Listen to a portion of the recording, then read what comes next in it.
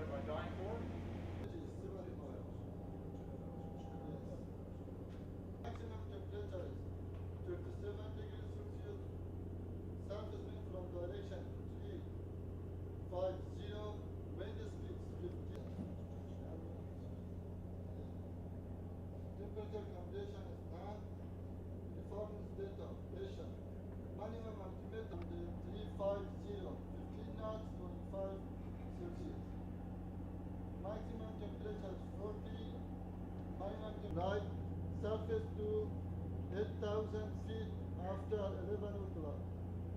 Category 1 moderate, category 2 light. In1, 90 to 130. Okay. Above 90. That I could exceed 140 psi. Yes. What would,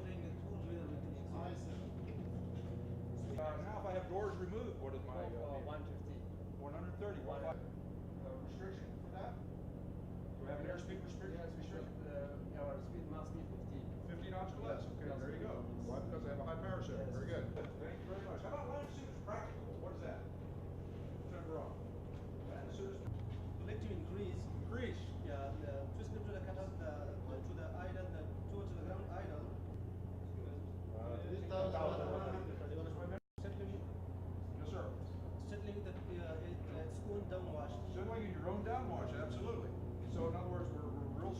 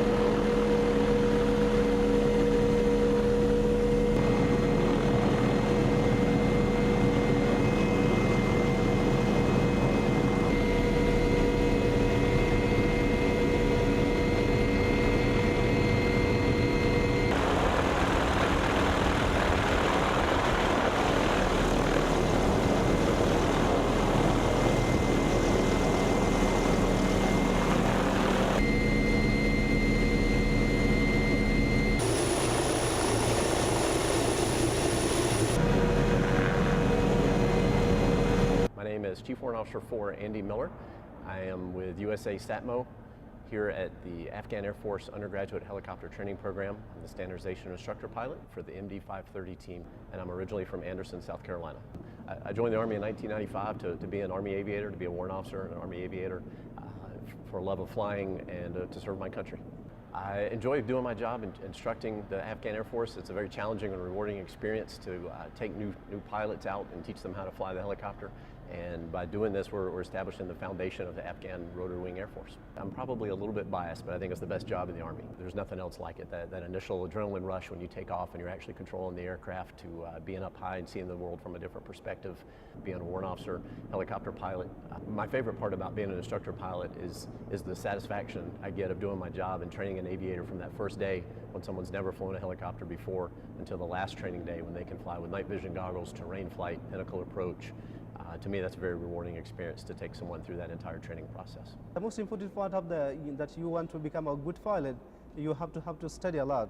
That's part of the mission. It's our goal to be a good pilot.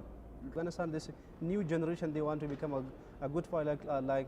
As a first, we have a lot of pilot people. Because this is the most important part of our life, because I want to become Afghan for the Afghan Air Force, a good pilot. That's the first goal was, and also it's good to serve for our country. Not a good time in the past, and now we want to improve our country in our Air Force, and something that we need for. Okay. I think what we're doing here is very necessary. I think the students get a lot from our training. I think it's going to be a good relationship, a long-standing relationship, and it'll benefit the country as a whole. Normally the students will show up at the classroom. We'll do typically we'll do a brief that would incur something in reference to a flight topic that we're going to be talking about for the day, or possibly something that they're going to be asked in the future.